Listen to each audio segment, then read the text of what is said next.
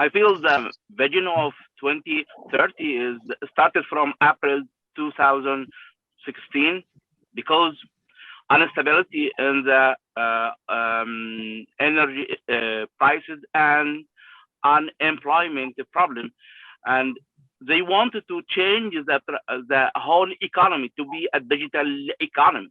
So after they think a lot, they generate more than 96 strategic objectives, depend on documented data and governed data. So the data is the main source of the Vision 2030. This is why 2030 Vision in KSA, it is built from the solid data. Data, it is the core. And after that, all the private sector even try to adapt himself to the Vision 2030 because Vision 2030 is built on sustainability, innovations, and digital transformation. So the data is the core and the heart of the Vision 2030. Thank you. Thank you, Dr. Khalid. And you rightly said that the evolution that has started in the recent years for Saudi Arabia, the fact that we all as humans focus on evolution. If you look back in time of how evolution from the factory age, the iron age, and now we call it the digital transformation age, the age where data is the real gold, data is the real oil, is where organizations, governments, private sector focus on data of human behavior, user buying perspectives, how people adapt to different needs, climate change, and so on. And this defines Saudi Arabia on where they are heading forward. The vision that is created, 2030, which is coming really, really soon. And the country is preparing for it, really, really investing into data, into analytics, into technology that drives the data so that it can no longer depend on older methods of income. With data, things are going to change, and Saudi is definitely being one of the top countries that are adopting these things.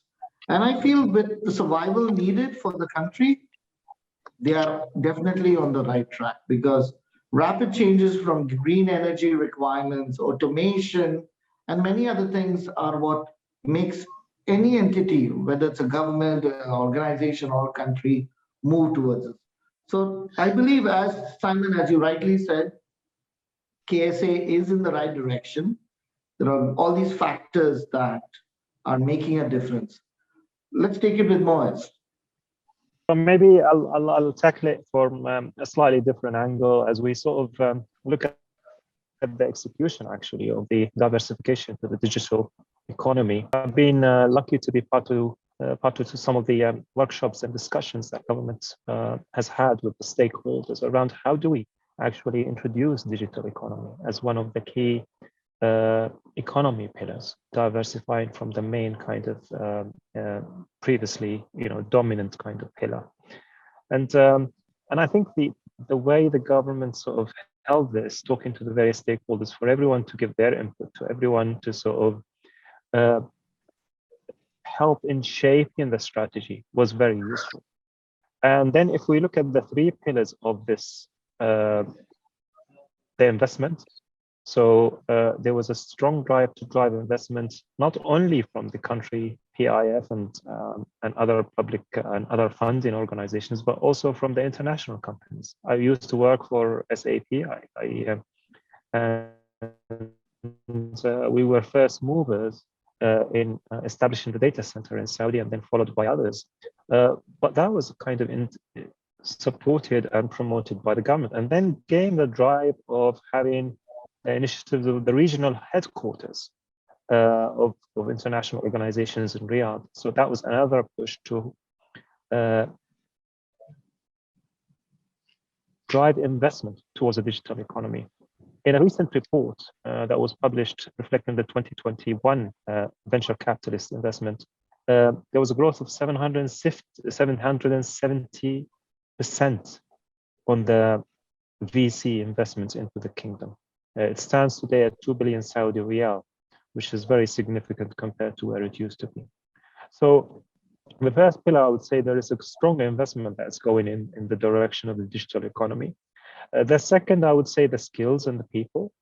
And there has been also a strong drive, I would say, since the 2006, 2007, with hundreds of universities getting educated across variety of topics, including technology. So that brings in a lot of skills.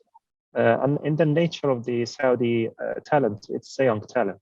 And the young talent is digitally native. So that brings an advantage as well.